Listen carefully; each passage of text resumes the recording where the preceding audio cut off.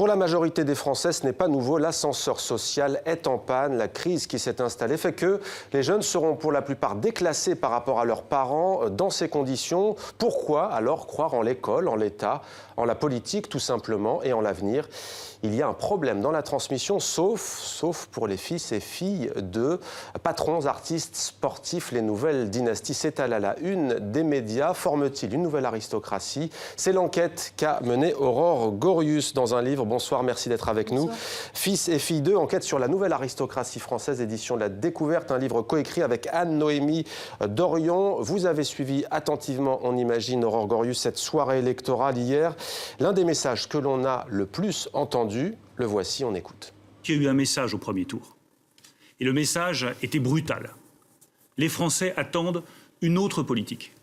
Les Français attendent des comportements nouveaux, des décisions nouvelles, des solutions nouvelles à leurs problèmes et des visages nouveaux. Concrètement, ça veut dire vive le renouvellement, donc vive moi-même, puisque c'est le registre que vous incarnez. Valérie Pécresse, c'est le renouveau.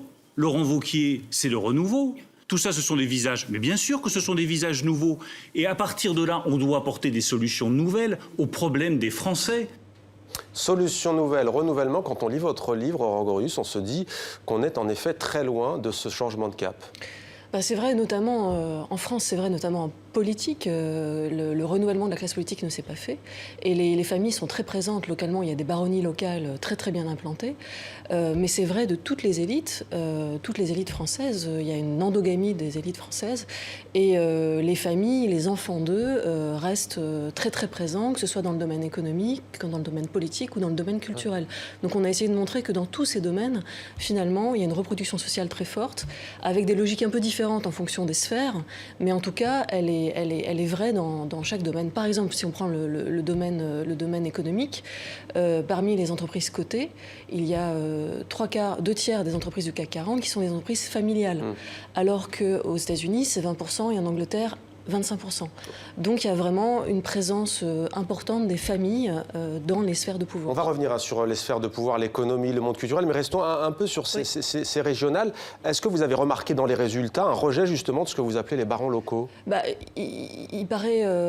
si on regarde effectivement les résultats d'hier soir, on voit qu'à droite, c'est plutôt la régénération montante qui a été élue, c'est-à-dire Wauquiez, Pécresse, voilà, et qu'à gauche, il y a eu un rejet, notamment des barons type Bartolone, Kéran. Et le Front National, lui, l'a compris, ça? Et le Front National a très bien compris. Alors, le Front National a un discours anti-élitiste, anti-élite, donc contre la reproduction des élites. Et en plus, Marine Le Pen est un nouveau visage, une femme relativement jeune, une femme en politique. Donc c'est vraiment, elle incarne un renouveau à elle toute seule. Et pourtant, c'est une fille d'eux. Et pourtant, c'est une fille d'eux. Alors c'est très très paradoxal, puisqu'effectivement, à la tête du Front National, il y a une dynastie, le père, la fille, et c'est un parti en 30 ans qui a été dirigé par 2 personnes de la même famille.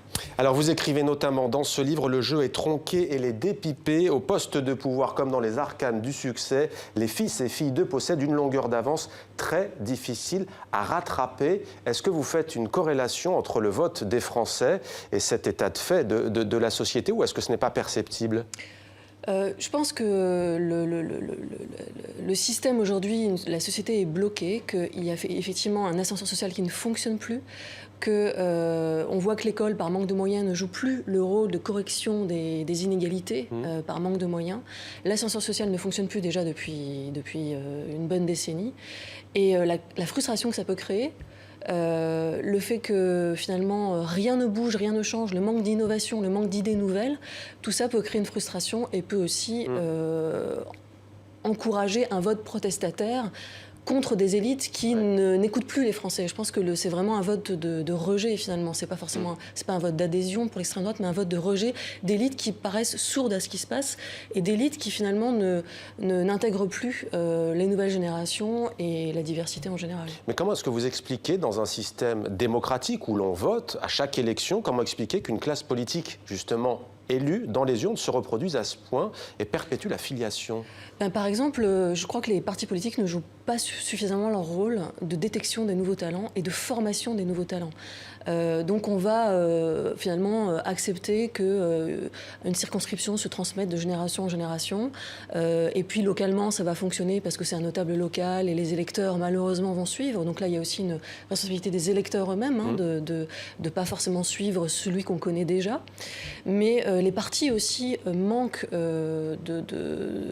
d'initiatives et ne renouvellent pas suffisamment. Alors c'est paradoxal parce qu'il y a une professionnalisation de la politique et en même temps, on voit beaucoup d'enfants d'eux qui succèdent à leurs parents dans les circonscriptions.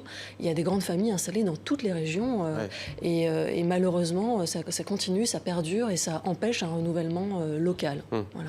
Alors on entend très peu parler du problème que vous soulevez dans ce livre, celui des élites, de cette nouvelle aristocratie française entre guillemets, en France en tout cas, parce qu'entre les deux tours, la presse internationale ne s'est pas privée. On va citer par exemple en Allemagne la Süddeutsche Zeitung qui dénonce des élites féodales uniques en Europe. Le New York Times aux États-Unis parle d'électeurs frustrés économiquement, coupés des leaders qu'ils perçoivent comme élitistes. On n'a pas lu ça, à ma connaissance, dans les journaux français. Est-ce que vous vous attaquez à un tabou? Oui, c'est vraiment un tabou, comme si les élites avaient du mal, enfin c'est assez classique, mais les élites ont du mal à penser contre elles-mêmes et à reconnaître un état de fait. Il y a un déni de la situation, un déni. On est dans un pays vraiment bloqué. Et quand on enquête, les élites elles-mêmes ont du mal à entendre ça, à l'accepter, à s'ouvrir. Et ça passe aussi par les grandes écoles, puisqu'on sait que dans les grandes écoles, et notamment à l'ENA, les fils et les filles de gens qui ont fait l'ENA sont plus représentés, réussissent mieux le concours, réussissent mieux à être dans la botte, donc dans les places. Ouais, vous expliquez qu'il y a un microcosme, on fréquente les mêmes écoles dès le plus jeune âge.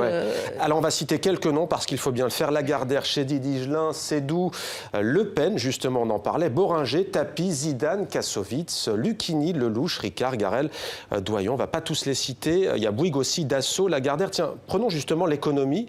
Est-ce que c'est spécifique à la France de voir aussi autant de dirigeants de groupes du CAC 40, fils et filles d'eux? C'est ce que je disais tout à l'heure, oui, effectivement, c'est une spécificité française. Il y a au sein du CAC 40, des groupes dirigés par des grandes familles, enfin par des fils d'eux. C'est vrai de Pinault, Arnault, Lagardère, et on pourrait multiplier les exemples. De grands groupes qui sont familiaux, alors que c'est pas le cas aux États-Unis, beaucoup moins le cas aux États-Unis. C'est seulement 20% des entreprises cotées. Donc là, on sent qu'il y a une méritocratie à l'intérieur des entreprises qui ne fonctionne pas ou qui fonctionne pas très bien, avec un plafond de verre pour des cadres qui pourraient être méritants et qui n'accèdent pas au plus haut poste au sein de l'entreprise. Mais si on n'arrive pas à changer cet état fait, est-ce que c'est pas parce que justement il y a ce fameux tabou, parce qu'au fond, ce que vous dites n'est pas nouveau. Avant la Deuxième Guerre mondiale, déjà l'extrême droite, sans comparaison aucune, dénonçait déjà les quelques familles, je cite, qui régnaient sur la France, les 200 familles même.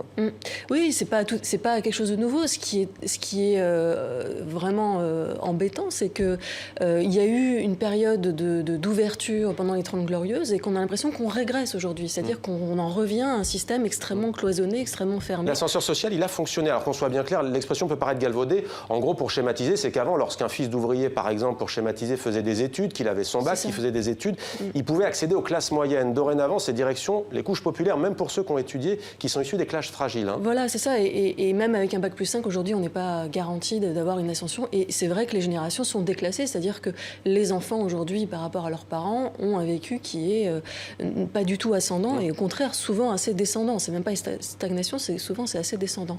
Donc l'ascension sociale a fonctionné. Aujourd'hui, il y a une régression. Et donc, c'est là où il y a un retour en arrière. Et on sent aussi que la famille, dans ce contexte de crise économique, est une valeur refuge. Et que finalement, on les voit s'étaler en une des magazines. On voit les familles d'acteurs, de chanteurs, voilà. Et on a l'air de trouver ça formidable, alors qu'on pourrait quand même penser que plus d'ouverture, ce serait bien pour la société. De là est né d'ailleurs le mélange des genres entre politique et entre parenthèses show business et ce qu'on appelle le people. Ouais. Le monde de la culture est donc tout aussi concerné. De plus en plus, ça fait une vingtaine d'années, et ça c'est ce qu'on raconte dans le livre aussi, où on a vraiment... Il y a toujours eu des dynasties d'artistes, mais il y a un effet de masse, c'est-à-dire qu'il y a vraiment les enfants de chanteurs chantent, les enfants d'acteurs font du cinéma, et c'est une industrie la culture est devenue une industrie qui fonctionne selon des logiques marketing, avec derrière... Comme si le nom devenait un label. Le nom devient un label, et c'est quelque chose qu'on se transmet de génération en génération. C'est quelque chose qui est vendeur au générique des films, qui est vendeur sur un album. Donc au lieu de prendre des risques, on va plutôt aller vers des noms déjà connus qui vont rassurer le public et donc qui vont rassurer entre guillemets guillemets, l'achat du public. Alors, les mots sont importants. Dans le sous-titre de votre livre « Fils et filles d'eux », vous dites « Enquête sur la nouvelle aristocratie française ». Il n'y a pas de guillemets. Aristocratie, c'est un mot très fort dans l'histoire de France. Expliquez-nous. Parce que on a l'impression qu'il y a il y a aussi, comme dans tous les lieux de pouvoir, les familles sont extrêmement présentes.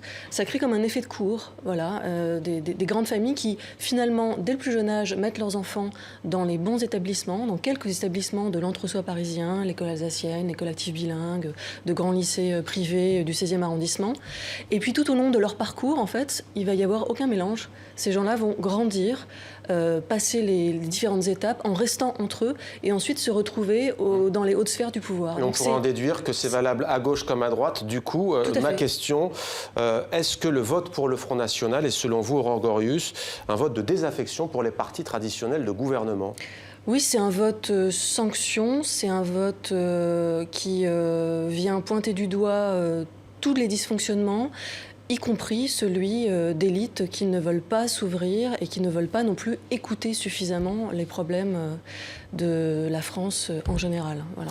Aurore Gorius avec Anne-Noémie Dorion, un titre à lire absolument si vous voulez avoir plus de clés pour comprendre les lendemains de scrutin en France. Fils et filles d'eux, enquête sur la nouvelle aristocratie française.